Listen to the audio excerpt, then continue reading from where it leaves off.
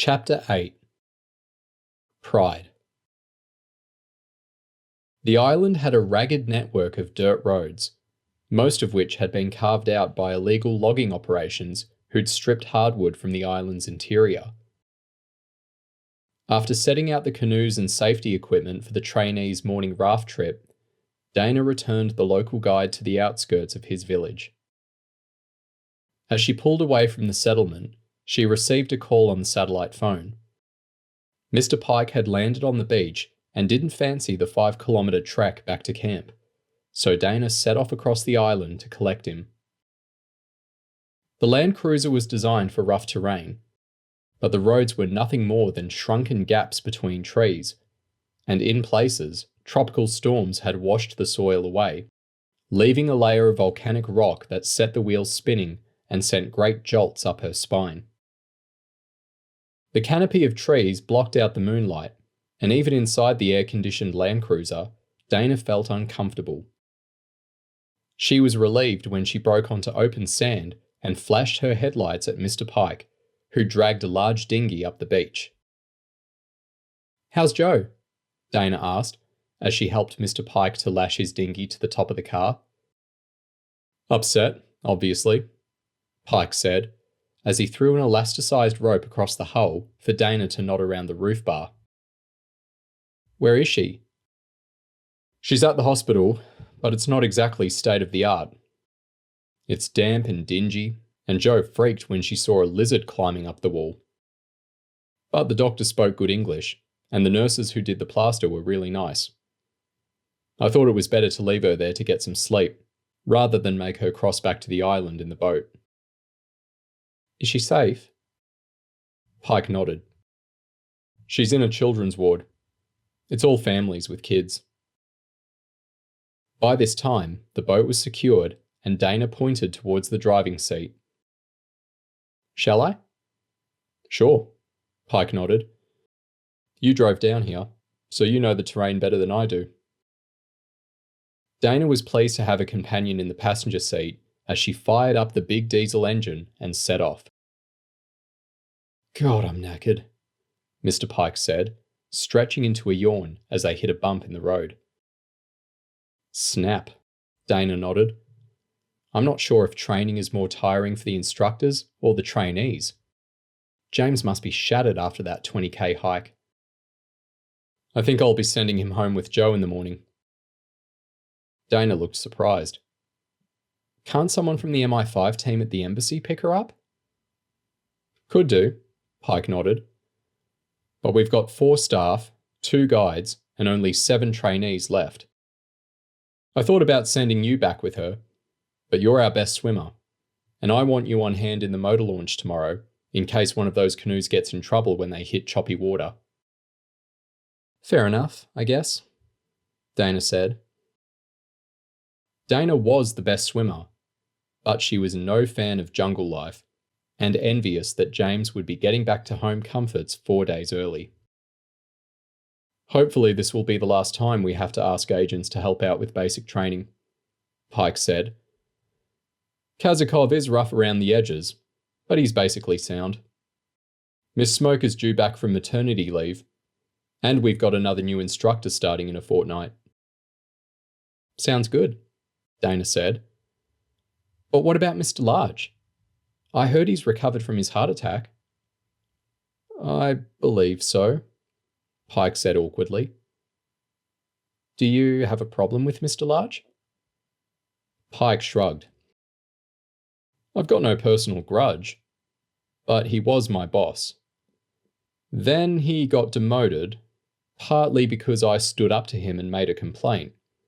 And now I'm his boss, which makes our relationship pretty awkward." "Suppose it must do." Branches lashed the car as Dana flung the steering wheel around sharply to make a tight turn. "But he's got that disciplinary hearing for being drunk on duty. Maybe Zara won't reinstate him." "Maybe," Pike yawned. Maybe. Right now, all I care about is getting back to camp and dreaming some dreams." Dana nodded, as she caught on to his yawn. Oh, we're only a few minutes out. Despite the jarring surface, Mr. Pike had somehow dozed off by the time they reached camp. Dana considered leaving him, but he'd wake up stiff, and even at night, the interior of the Land Cruiser would become stifling once the air conditioning was switched off. Wakey wakey, Dana said, as she gave Mr. Pike a nudge. Dana led the way from the Land Cruiser and through a steep patch of undergrowth towards the clearing where they'd made camp. The fire was smouldering, and all seemed peaceful, until she stepped into the command tent and saw Kazakov asleep on the floor with a pillow under his head and James lying face down, covered in grit with his arms and legs tied together. James yelled, which only served to prove that it's impossible to say anything when you've got a rag crammed in your mouth. What happened? Dana gasped as she crouched in front of James and started pulling out the sock. Was it bandits? Did they rob us? Where are the trainees? It was those little sods who did this, James shouted as Dana began untying his wrists. By this time, Mr. Pike had stepped in and pinched Mr. Kazakov's cheek to bring him around. As Kazakov sat up, rubbing his aching head, Dana fetched some bottled water and James did his best to explain what had happened. Dana couldn't help seeing the funny side. Well, I guess we've spent 96 days training them to work as a team and seize the initiative. Don't laugh, James spluttered as he swished the dryness out of his mouth. It's a total breakdown of authority. They've got to be punished. Mr. Kazakov nodded. They should all be sent home in disgrace. Mr. Pike still looked like a man who wanted his bed more than anything else. Don't be daft, Kazakov. If I get back to campus and tell the chairwoman and mission control staff that every single recruit failed training, I'll get my head chewed off. And they were showing initiative, Dana added. Stop taking their side, James said angrily. I bet you wouldn't be talking like that if you just spent an hour and a half tied up on the ground with cockroaches trying to crawl up your nose. I wouldn't have been stupid enough to let myself get outwitted by a bunch of 10 and 11-year-olds. Dana grinned. James gritted his teeth. I think the canister hitting Kazakov was an accident, and they took me by surprise. Everyone calm down, Mr. Pike said irritably. We can't have trainees assaulting instructors with smoke canisters and tying them up. It sets a dangerous precedent. It's not like they planned it, Dana interrupted. They acted on the spur of the moment. They've got to be given a clear warning, Pike continued. Who were the ringleaders? Kevin Sumner and Ronan Walsh, James said. Snitch, Dana tutted. Right, Mr. Pike said. If you two want to get your own back, go and drag them out of their tents. You can punish them, but I want them in a fit state to continue training in the morning. Loud and clear, boss, Kazakov said. Come on, James. Bring the rifles. Dana scowled at James as he followed Kazakov out of the command tent and across to the trainees. And no bloody yelling, Pike yelled after them. I want my sleep. What are we doing to them? James asked as he strode briskly around the smouldering fire behind Kazakov. Follow my lead, Kazakov ordered as he unzipped Kevin's tent. You get Ronan. The smell of feet and musty kit invaded James's nose as he crawled inside Ronan and Ellie's tent and shook the stocky 11-year-old awake. All right, mate, James said cockily. Guess who just got untied? Bring your kit, Kazakov yelled as he dragged Kevin from his tent by his ankle. It took a couple of minutes for the two trainees to put on their boots and cram all of their kit inside their packs. Stand to attention, Mr. Kazakov whispered, eyeballing the trainees menacingly. Kevin and Ronan stood in the dirt with their boots together, stomachs in, chests out, and arms rigid at their sides. I only hit you by accident, Kevin said sleepily. Really? Kazakov nodded. And I suppose you tied James up by accident too? You're idiots, James added. Why risk getting punished or flung out of training when you're so close to getting your grey t-shirts? Just because, Ronan said defiantly. Kevin's expression was more rueful. I'm sorry, James. Especially after you helped me out on the hike. We got carried away. The boys were young, and this was probably the point where James would have accepted an apology and sent them back to bed with a dire warning and a kick up the arse. But Kazakov had other plans. Rifles, James, he ordered. James handed each of the trainees one of the M4s they'd used to fire the simunitions earlier on. Now, Kazakov grinned, hold them up above your heads and commence running on the spot, raising your knees high, thusly. Kazakov did a little demonstration. It looked easy enough, but the trainees were half asleep, and the heavy packs, rifles and heat made it hard work. Within a minute, both lads had sweat streaking out of their hair. Then Kazakov walked behind Kevin and kicked his feet from beneath him. The boy crashed forward, with the weight of his pack pinning him to the floor and the heavy rifle digging into his chest. Did I give you permission to stop running? Kazakov grinned, as he kicked dust into Kevin's gaping eyes and mouth. On your feet, prom queen. Kazakov turned towards James as Kevin began running on the spot again. Kick Ronan. This only served to remind James that he'd never make a good training instructor. Ronan had acted pretty nasty when he tied James up.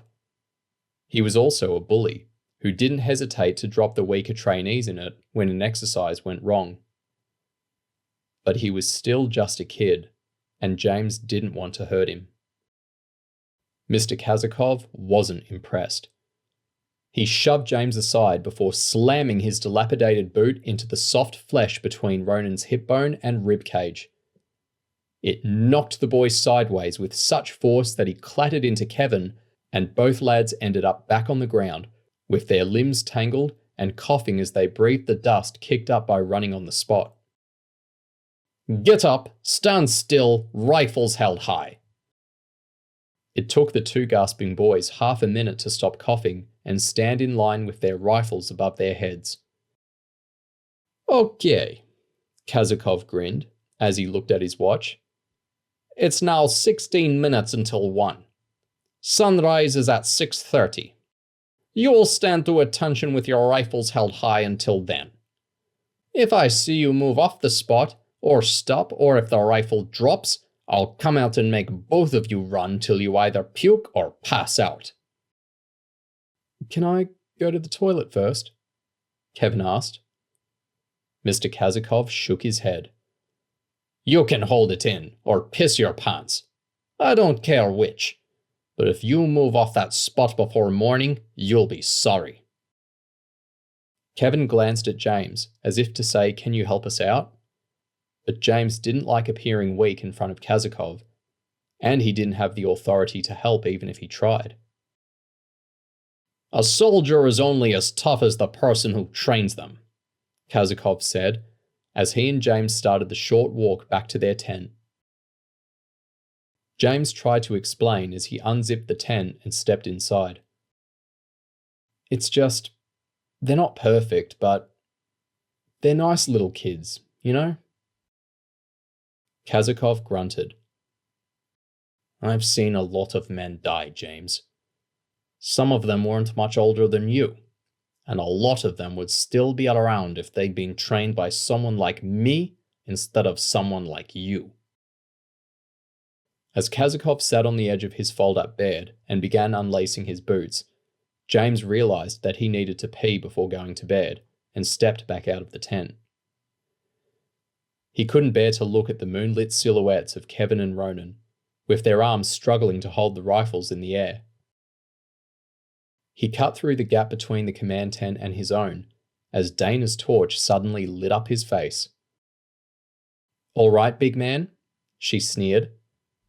"Proud of yourself?" James tutted and shook his head. "You should have been there when they tied me up, Dana. It was basically high spirits with Kevin. But Ronan's a nasty piece of work." "Two wrongs never make a right," Dana said. "I hate helping out with training," James moaned. "I know why Cherub does it. I know they have to.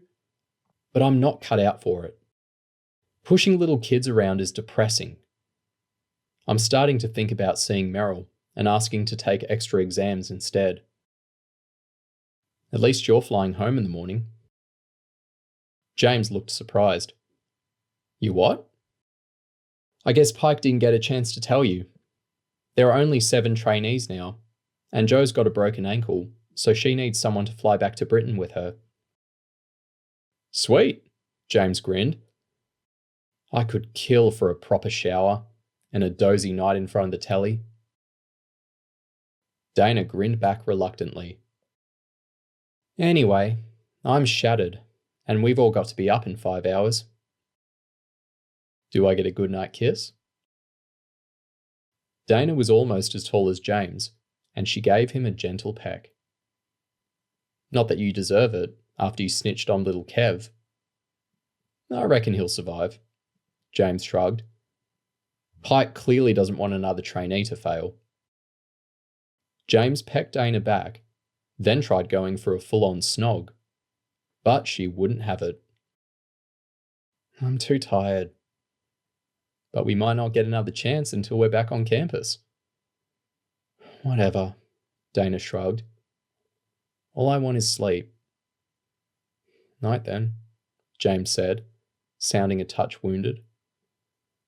As they backed away from each other, Dana whispered a warning. "And don't go anywhere near the third bush on the left beside the big tree. I just did something that you wouldn't want to put your boot in."